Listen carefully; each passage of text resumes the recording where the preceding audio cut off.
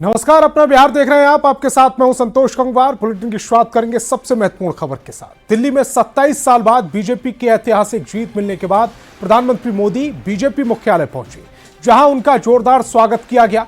मोदी मोदी, जय श्री राम और भारत माता की जय के उद्घोष से बीजेपी मुख्यालय गूंज उठा।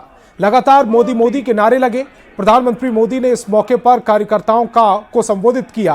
प्रधानमंत्री मोदी ने कहा कि दिल्ली वालों ने बीजेपी को सेवा का मौका दिया है, दिल्ली को विकसित भारत की विकसित राजधानी बनाने का मौका दिया है। दिल्ली वासियों को सिर झुकाकर नमन करता हूं।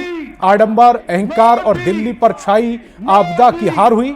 सभी बीजेपी कार्यकर्ता इस जीत के हकदार हैं। दिल्ली की जनता ने साफ कर दिया कि दिल्ली की असली मालिक जनता है। जिनको दिल्ली का मालिक होने का घमंड था, उन्हें सच से सामना हो रहा है। दिल्ली के नतीजों ने यह भी साफ कर दिया कि बीजेपी के तुष्टीकरण पर भरोसा कर रहा है। बीजेपी के संतुष्टिकरण पर भरोसा हो रहा है। पूर्वांचल की जनता का प्रधानमंत्री मोदी ने विशेष आभार जताया। प्रधानमंत्री मोदी ने कहा कि जहां एनडीए है वहां विकास की गारंटी है। बिहार में भी एनडीए की सरकार बनने के बाद बदलाव और विकास का दौर शुरू हुआ।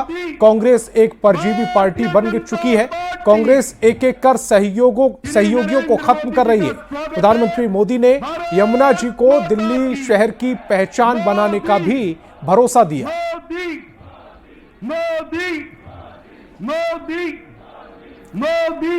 तो प्रधानमंत्री नरेंद्र मोदी ने अपने भाषण में कौन कौन सी बड़ी बातें की हैं, वो इस समय आपकी टेलीविजन स्क्रीन पर है। दिल्ली की सेवा दिन रात करेंगे, प्रधानमंत्री ने यह भरोसा दिलाया। इसके अलावा जहां एनडीए है वहां विकास है, यह प्रधानमंत्री ने जोर देकर कहा। साथ ही साथ प्रधानमंत्री ने बताया कि बिहार में बदलाव का दौर शुरू हुआ और उसके बाद विकास की राजनीति शुरू हुई। कांग्रेस एक परजीवी पार्टी बन चुकी है। जहां भी कांग्रेस चुनाव लड़ती है, अपने सहयोगियों को खत्म कर देती है कांग्रेस। ये प्रधानमंत्री नरेंद्र मोदी ने बड़े आरोप लगाए।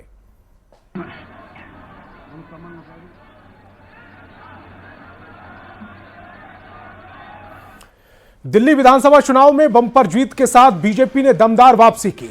इस महाजीत के साथ प्रधानमंत्री नरेंद्र मोदी भी जबरदस्त कमबैक करने में कामयाब रहे। एक रिपोर्ट।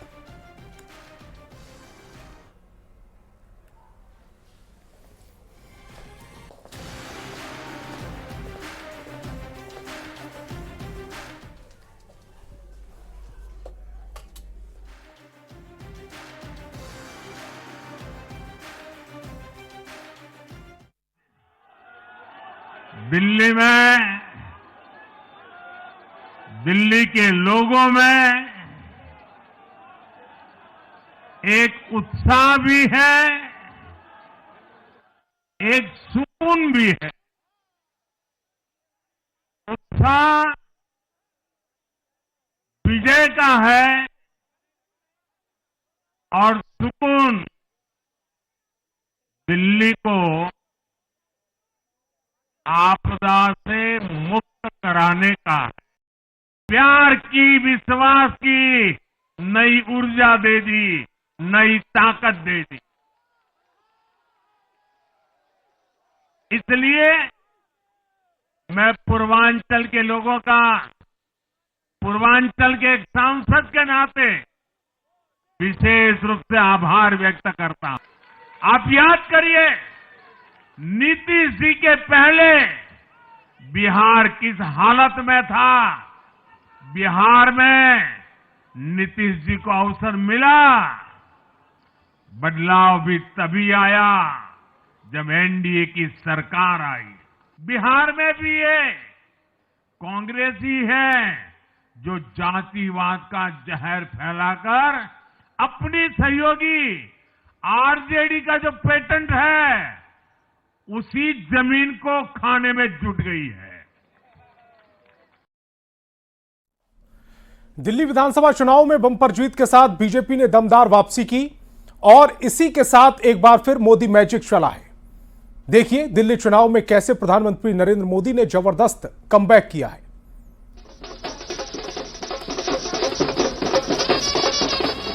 दिल्ली में खिला कमल, बीजेपी दफ्तर में जबरदस्त जीत का जश्न और एनडीए नेताओं की जुबान पर बस एक ही नाम, नरेंद्र मोदी। बीजेपी और एनडीए के सभी नेता एक सुर में प्रधानमंत्री नरेंद्र मोदी को दिल्ली चुनाव में जीत का श्रेय दे रहे हैं।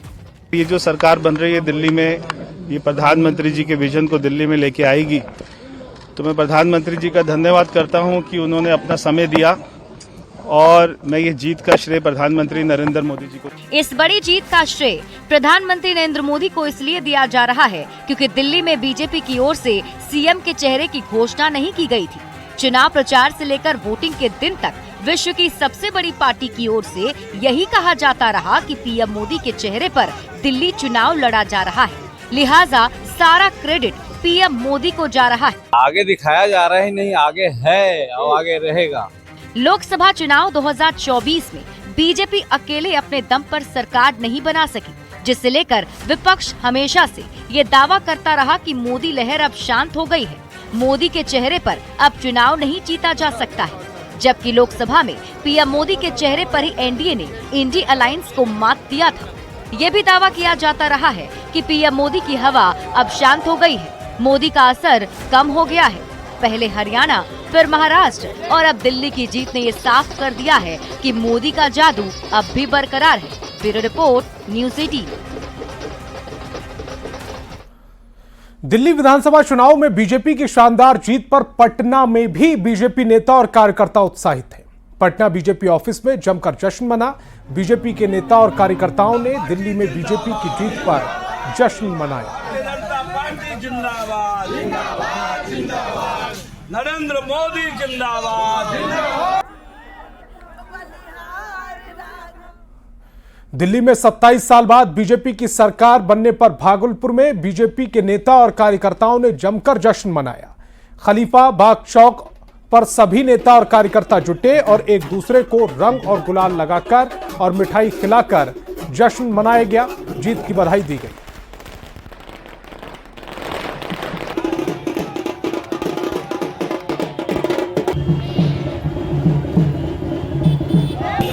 दिल्ली में बीजेपी की सरकार बनने के बाद भागलपुर में भाजपा के नेता और कार्यकर्ता जश्न मना रहे हैं। तस्वीरों में साफ तौर पर आप देख सकते हैं कि किस तरह से जो भाजपा के नेता हैं वो सड़क पर उतर आए हैं और एक दूसरे को रंग गुलाल लगाकर और मिठाई खिलाकर जीत की जश्न मना रहे हैं। क्या लगता है इस जीत का असर अब बिहार में पड़ेगा? निश्चित रूप से दिल्ली हमने जीती है, अब बिहार की बारी है।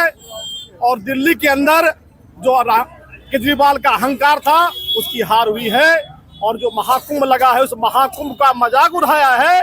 उस आस्था की डुबकी में केजरीवाल डूब गए और साथ ही सेना के पराक्रम पर जो उसने प्रश्न उठाया था उसको हार उस सेना के पराक्रम का है।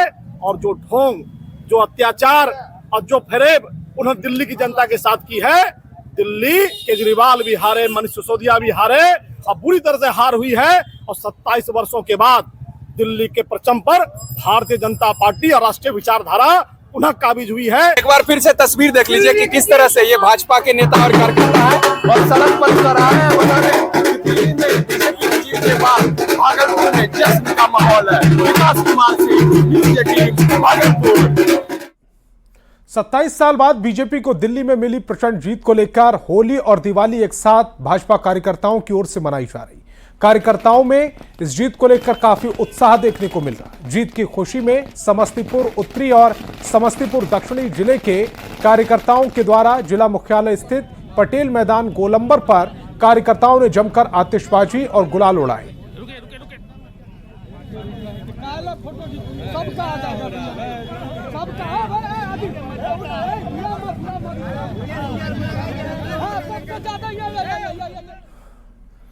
देश की राजधानी दिल्ली में बीजेपी ने 70 में से 48 सीटों पर जीत हासिल की और 27 साल बाद बीजेपी दिल्ली में सत्ता पर काबिज हुई।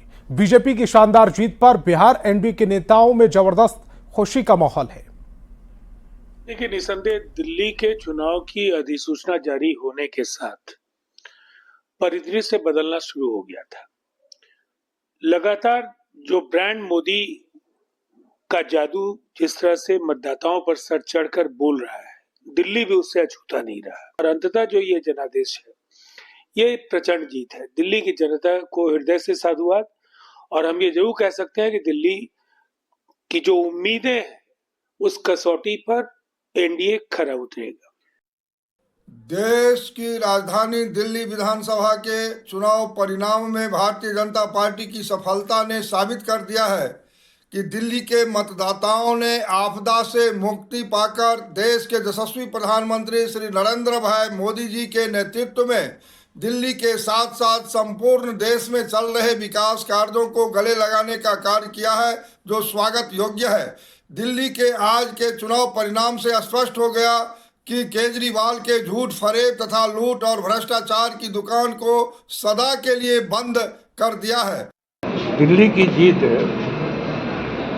पर मैं सबसे पहले ये कहना चाहूँगा कि दिल्ली देश की राजधानी, दिल्ली देश का दिल है और वहाँ जो आपदा थी उससे दिल्ली को मुक्ति मिली है।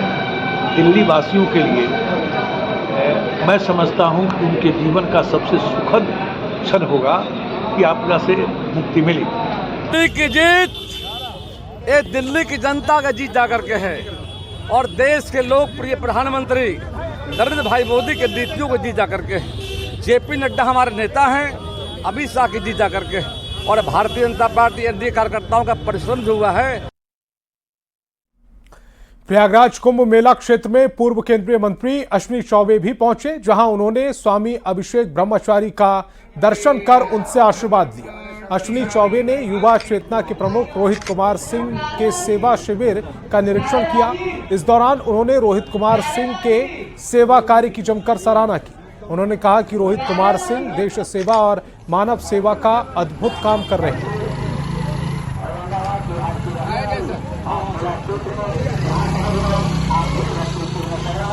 तस्वीरें सम आपकी टेलीविजन स्क्रीन पर हैं। युवा चेतना के सेवा शिविर का जायजा लेने पहुंचे थे और रोहित कुमार सिंह के सेवा शिविर की उन्होंने तारीफ भी की। युवा चेतना के प्रमुख हैं रोहित कुमार, जिनके सेवा शिविर में अश्विनी चौबे पहुंचे। तस्वीरें इस समय आपकी टेलीविजन स्क्रीन पर।